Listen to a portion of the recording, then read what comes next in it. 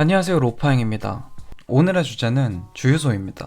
어릴 적에는 주유소를 하면 엄청난 부자라고 생각이 들 정도로 안정적이고 유망받는 사업이었습니다. 제 친구 중에서는 아버지가 주유소를 하셨는데 집도 크고 별장도 있었으니까요.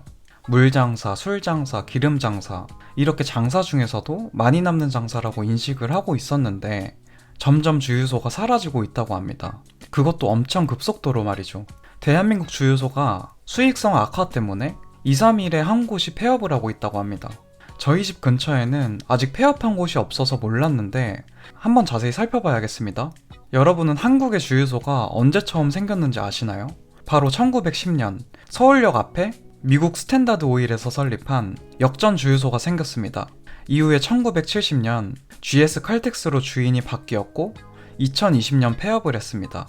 정부의 엄격한 에너지 관리 덕분에 긴 호황을 누렸지만 1995년 주유소 거리 제한이 폐지가 되면서 석유 수입 및 판매를 자유화하기 시작하는데요. 이후에 급격히 그 수가 늘어나 결국 버티지 못하고 역전 주유소는 폐업 후 현재는 13층 규모의 상업용 복합시설로 변했습니다. 이렇게 한국 주유소의 폐업은 매년 심각해지고 있는데요. 매년 몇 개의 주유소가 폐업을 할까요? 2020년부터 2023년 사이에는 1년에 100개 이상의 주유소가 폐업을 했습니다. 작년에는 신규 등록이 39곳, 폐업은 184곳이었습니다. 신규 창업보다는 폐업이 상대적으로 더 높은 업종이죠. 전국에 있는 주유소 수가 본격적으로 줄어들기 시작한 건 불과 6년도 안 됐습니다. 지금까지 1000곳 가까이 문을 닫았는데요. 반대로 가장 정점을 찍은 연도는 2010년도예요. 총 1만 3천 곳으로 정점을 찍은 뒤 천천히 하락세를 보이다가 6년 전부터 급격히 줄어든 거죠. 지역별로 한번 살펴봤는데요. 경남과 경북, 전남, 전북 등에서 폐업률이 높다고 나왔습니다. 서울과 부산, 광주, 대전 등 대도시는 부지 가치 상승에 따라서 주유소가 상가 또는 카페로 용도 전환되는 사례도 많이 보입니다. 주유소가 급격하게 폐업률이 커지는 이유는 뭐가 있을까요? 일단 알뜰 주유소가 가장 크지 않을까요? 정부 공공기관이 저가로 공급하는 건데 일반 주유소의 수익성을 급격히 악화시키고 있을 정도로 저가 공세를 하고 있습니다. 이러다 보니 주유소의 영업이익률 역시나 꾸준히 줄어드는 추세입니다. 1991년 주유소의 영업이익률은 17.8%였고 2001년에는 11.5%였습니다. 2023년에는 1.7%라는 역대급 수치를 찍었습니다. 정부 지원을 받는 알뜰 주유소는 일반 주유소보다 리터당 40에서 50원이 저렴하니 수익성 악화에 큰 영향을 끼친 셈이죠. 이렇게 영업이익률이 떨어지면 자연스럽게 사장님이 인건비 감당이 어려워집니다. 그리고 다들 아시겠지만 친환경차 보급이 확대되었잖아요. 전기차, 수소차, 보조금 정책으로 내연기관의 연료 수요 감소가 장기적 위기 요인이 되고 있습니다. 점점 친환경차를 선호하시는 분들이 많아지니까 하루빨리 손 털고 다른 사업으로 눈을 돌리시는 주유소 사장님들이 많아지기 시작한 겁니다. 저도 내년에 차를 바꾸려고 하는데 디젤에서 테슬라를 사려고 하거든요. 제 주변 친구들을 보니까 하이브리드 아니면 전기차를 알아보는 친구들이 상당히 많아졌습니다. 다들 현재보다는 미래를 생각하는 거죠. 주유소 사업에는 가장 큰 문제점이 있습니다. 바로 폐업을 하고 싶어도 쉽게 하지 못한다는 건데요. 앞에서 설명드렸듯이 수익성이 악화되어서 폐업을 결정하면 건축물 철거와 토지 정화에 들어가는 비용이 발생합니다. 주유소 부지를 철거하고 다른 용도로 활용하려면 토양 정밀 조사가 필요하고요. 지하 탱크를 제거해야 합니다. 그리고 위험물 제거도 해야겠죠. 다양한 절차를 거쳐 원상 복구를 해야 하는데 이런 절차에서 평균 약 1억 원이 들어갑니다.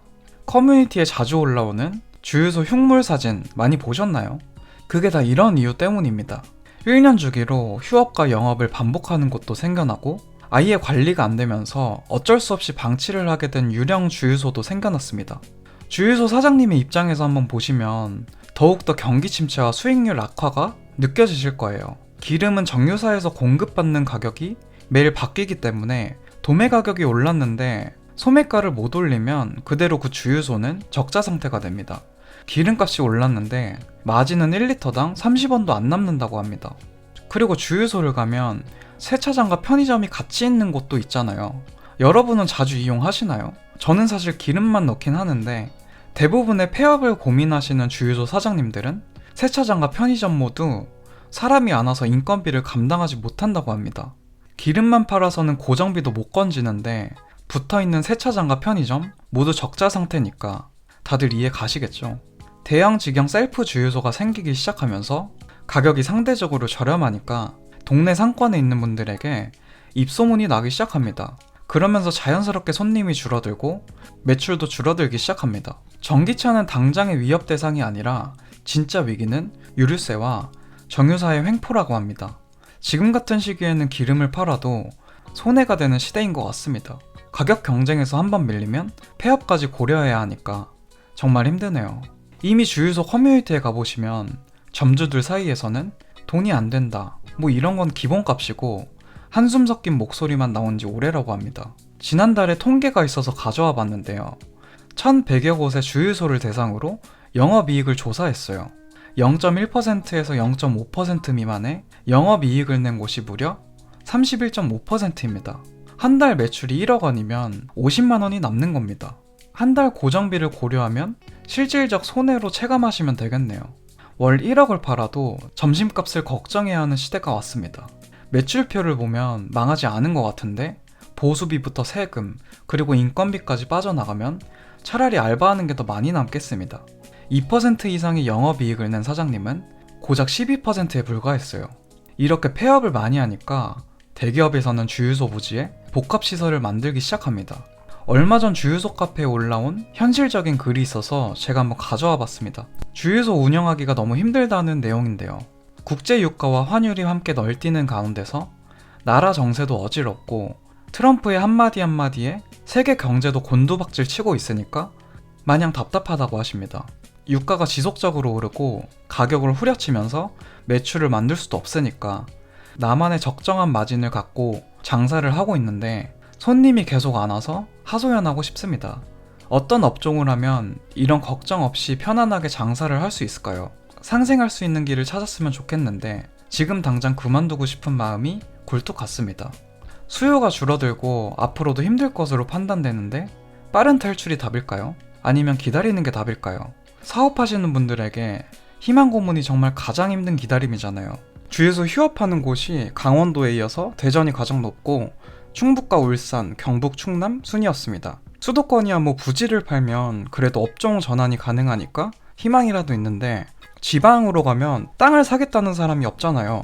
그러니까 상대적으로 더 힘든 시간을 보내실 것 같습니다. 정말 안타깝네요. 뭐 이렇게 오늘은 주유소에 대해서 한번 정리를 해봤는데요. 오늘도 재밌게 보셨다면 구독 한번 부탁드리겠습니다. 감사합니다.